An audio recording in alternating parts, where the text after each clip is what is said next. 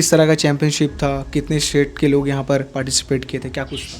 नहीं, ऐसे कोई चैम्पियनशिप इजी तो नहीं होती है। काफ़ी अच्छा कंपटीशन था, सारे स्टेट्स अच्छे स्ट्रॉन्ग होके आए थे।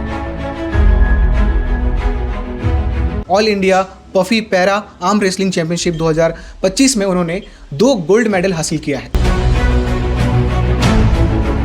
देश को रिप्रेजेंट करने का यही एक ज़रिया था कि हम लोग स्पोर्ट्स के थ्रू इंडिया को रिप्रेजेंट करें और इंडिया का नाम रोशन करें।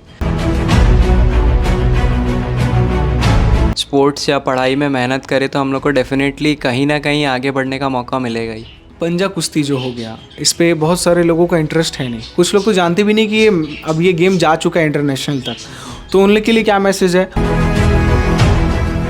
जीवन उनका नहीं जो उससे डरते हैं, वो उनका जो चरण रोप निर्भय होकर लड़ते हैं।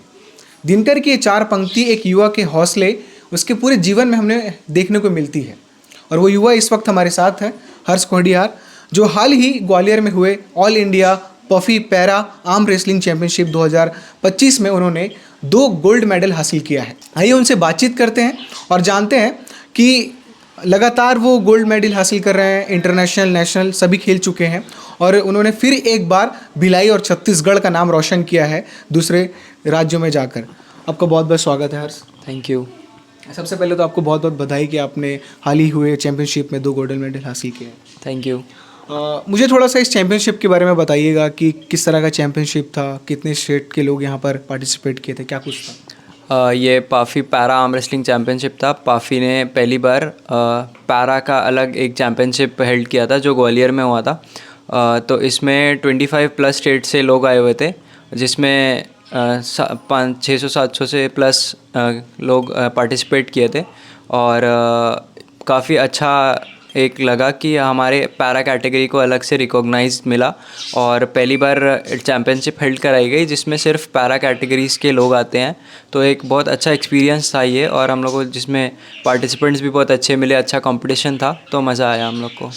छत्तीसगढ़ से कितने प्लेयर गए हुए थे और भिलाई शहर से कितने लोग गए हुए थे? छत्तीसगढ़ से करीबन 40 लोग गए हुए थे और भिलाई से हम लोग अप्रॉक्स 10 लोग गए हुए थे, जिसमें सभी के मेडल आए और 2 चैम्पियन ऑफ चैम्पियन ट्रॉफी भी आई, और जिसमें से मेरा चैम्पियन ऑफ चैम्पियन में 2nd प्लेस रहा।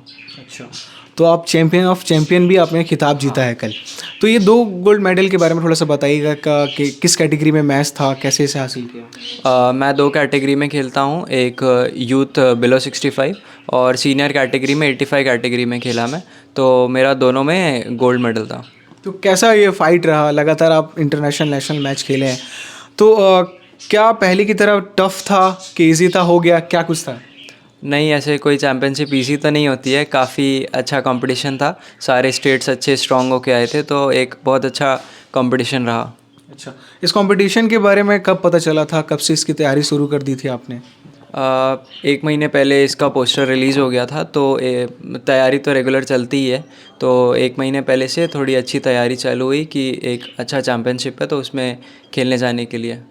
आप नेशनल इंटरनेशनल भी खेल चुके हैं, अब तक कितने गोल्ड मेडल आपने हासिल कर दिया और क्या क्या गेम खेल लिया आपने? मेरा आर्म रेसलिंग में 3 इंटरनेशनल मेडल है, जिसमें से 1 सिल्वर, 1 ब्रॉन्ज और 1 गोल्ड मेडल है। और स्टेट लेवल में मेरा बहुत सारे मतलब बहुत स्टेट्स चैम्पियनशिप है और 6-7 मेरे नेशनल में गोल्ड मेडल्स है। हर्ष, मैं ये पूछना चाह रहा हूँ कि स्पोर्ट्स को क्यों चुना? क्योंकि उस स्पोर्ट्स एक ऐसा जगह है ना, जब व्यक्ति पूरी तरीके से रेडी होता है कि मेरे बॉडी में या फिर मेरे फिजिकल कोई भी दिक्कत ना हो, तभी मैं स्पोर्ट्स में जा पाऊँगा। तो आपने कैसे डिसाइड किया कि मेरे को स्पोर्ट्स खेलना है, स्पोर्ट्स क्षेत्र में जाना है, क्यों चुना है आपने? अब एक मन था कि देश को कहीं ना कहीं किसी चीज़ में रिप्रेजेंट करना है, तो हम लोग ऐसे आर्मी या उसमें तो रिप्रेजेंट कर नहीं सकते क्योंकि उसमें एक्सेप्टेड नहीं रहता है। तो एक देश को रिप्रेजेंट करने का यही एक ज़रिया था कि हम लोग स्पोर्ट्स के थ्रू इंडिया को रिप्रेजेंट करें और इंडिया का नाम रोशन करें। तो इसलिए मैंने स्पोर्ट्स चुना, और पहले मैं क्रिकेट खेलता था, फिर मैं इंडिविजुअल गेम में अपना करियर स्टार्ट किया, तो मैं आर्म रेसलिंग खेल रहा हूँ। तो आर्म रेसलिंग में किस तरीके से प्रैक्टिस होता है?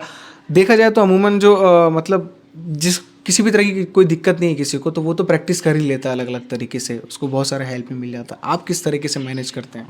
बहुत कुछ दिक्कत ज़्यादा नहीं होती है, कुछ कुछ दिक्कतें होती है तो वो हमारे साथ हमारे कोच रहते हैं। मेरे पर्सनल कोच है सन्नी बंसोड़ और टेक्निकल एडवाइज़र है ऋषभ जैन सर, जो मेरे साथ कंटिन्यू बने रहते हैं। सन्नी भैया जो है वो मेरे साथ ही प्रैक्टिस कराते हैं, मेरे को बहुत हेल्प करते हैं, तो हर चीज़ में हेल्प करते हैं, तो उसमें कोई दिक्कत नहीं जाती है मेरे को। हर्ष अब क्या सोच रहे हैं, आगे की प्लानिंग क्या है, कहाँ जाना है हर्ष को? मेरे को एक ड्रीम है कि मेरा अभी गेम जो है यूथ पैरा ओलंपिक्स में आ गया है, जो अभी 2025 में उज़्बेकिस्तान में होना है। तो उसमें मैं क्वालिफाई करूँ और मेरी कैटेगरी आए, तो मैं ओलंपिक्स तक मेडल हासिल करना चाहता हूँ इस गेम में। अच्छा हर्ष, उन यूथ को आप क्या वो देना चाहेंगे, संदेश देना चाहेंगे जो थोड़े से मुश्किलों में आ जाते हैं तो हार मान जाते हैं, या फिर उनके जीवन में कुछ नहीं रहता है, या फिर कोई मजबूरी होती है, या उनके जीवन के हिस्से में कुछ उनसे खो जाता है तो निराश हो जाते हैं और मान लेते हैं कि अब हम कुछ नहीं कर पाएंगे या अब हमसे कुछ होगा नहीं। पर उन सब सारी चीज़ों को आपने फाइट किया और यहाँ तक आपने आए और देश और साथ ही भिलाई शहर का नाम, अपने माँ बाप का नाम रोशन करे, तो उन यूथ के लिए क्या मैसेज है? बहुत कुछ नहीं है, बस अपना माइंडसेट को क्लियर रखना है कि हमको कुछ ना कुछ हासिल करना है, और इन सब चीज़ों से दूर रह के, जैसे फालतू की चीज़ें हो गई, उन सब से दूर रह के अगर हम स्पोर्ट्स या पढ़ाई में मेहनत करें तो हम लोग को डेफिनेटली कहीं ना कहीं आगे बढ़ने का मौका मिलेगा ही। आप कहीं ना कहीं एक वो उस पे है कि मेरे पास एक हाथ नहीं है, मतलब वो नहीं है। ऐसे कई लोग हैं जो जिनके पास इस तरह के तमाम प्रॉब्लम्स हैं, और ऐसे कई भी कहानी जिससे आप बहुत कुछ सीख भी सकते हैं। तो जो लोग इस तरह की मुसीबतों में आ जाते हैं या फिर उनकी शुरू से ये चीज़ हो जाती है और वो हार मान जाती है कि अब हमारे जीवन में कुछ नहीं रहा, हम कुछ नहीं कर पाएंगे, तो हर चीज़ से दूर हो जाते हैं, वो ना पढ़ाई कर पाते हैं ना स्पोर्ट्स में, वो खुद ही हिम्मत हार जाते हैं। तो उन लोगों के लिए क्या कहना चाहेंगे? ऐसे लोगों को मतलब बुरा मान के एक अलग हो जाना कोई एक सेंस नहीं है।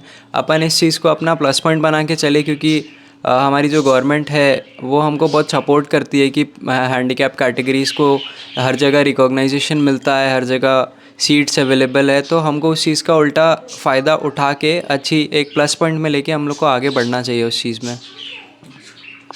जो लोग अभी पंजा कुश्ती जो हो गया, इस पे बहुत सारे लोगों का इंटरेस्ट है नहीं, कुछ लोग तो जानते भी नहीं कि अब ये गेम जा चुका है इंटरनेशनल तक, तो उन लोग के लिए क्या मैसेज है? और जो मन में आ रहा है, जिनको ये वीडियो देखने के बाद भी आएगा कि मुझे अब पंजा कुश्ती खेलना चाहिए, इसमें बहुत सारा आगे स्कोप है, तो उनके लिए क्या कहना चाहिए? डेफिनेटली सबको खेलना चाहिए ये गेम, क्योंकि हमारी जो पाफी की प्रेसिडेंट है प्रीति जांगियानी मैम, वो एक बॉलीवुड एक्ट्रेस है। वो अभी हाल ही हमारे साथ जुड़ी है, तो वो काफ़ी अच्छा इस गेम को रिकॉग्नाइज़ कर रही है हर एक लेवल पे, और बहुत बड़े बड़े लेवल्स पे मैचेस हो रहे हैं। हमारे प्रो पंजा लीग के जो फाउंडर है प्रवीण डब्बास सर, वो भी एक अलग, मतलब जो प्रो पंजा लीग है वो अभी वर्ल्ड की नंबर 3 लीग में है। तो आर्म रेसलिंग काफ़ी ऊपर चले गया है अब इस गेम में, इंटरनेशनल लेवल हो रहे हैं, प्राइवेट लीग्स हो रही है, तो काफ़ी उसमें अच्छा रिकॉग्नाइजेशन मिल रहा है इस गेम को, और अच्छा फेम मिल रहा है। बहुत सारे बड़े बड़े प्लेयर्स हैं जिन्होंने इस गेम से अच्छा नाम कमाया है, और काफ़ी देश में नाम कमा रहे हैं लोग। पेरेंट्स का कैसा सपोर्ट रहा जब आपने डिसाइड किया कि मुझे पंजा खेलना है? तो पेरेंट्स बोले क्या कि नहीं ये सब में मत जाओ, टाइम वेस्ट होगा, पढ़ाई करो या कुछ करो? फिर जो आपका जो पर्सनली प्रॉब्लम है उसको भी देखते हुए क्या पेरेंट्स किस तरह से सपोर्ट रहा, क्या कुछ बात हुई उनकी? नहीं, मेरे पेरेंट्स मेरे से बचपन से मेरा हर चीज़ में सपोर्ट करते आए हैं, चाहे वो पढ़ाई हो, चाहे वो मेरा स्पोर्ट्स हो। इनफैक्ट वही एक रीज़न है, मेरे बड़े पापा, मैं बोल सकता हूँ राजेश खोडियार, वो एक रीज़न है मेरा, जिनके कारण मैंने स्पोर्ट्स चालू किया। क्रिकेट भी मैंने उनके कारण चालू किया, क्योंकि वो मेरे को एक पाथ लेके आए, मेरे लिए एक स्टेज लेके आए कि तू यहाँ पे है तो यहाँ से खेल सकता है। तब मैंने ये क्रिकेट स्टार्ट किया, नहीं तो मेरे को पता भी नहीं था कि एक पैरा का अलग स्पोर्ट्स होता भी है। तो उनके कारण मैं खेलना चालू किया, और मेरा बहुत कंटिन्यू हर जगह पे, पढ़ाई हो या कोई भी फील्ड हो, मेरे को हर जगह कंटिन्यू सपोर्ट मिलता है।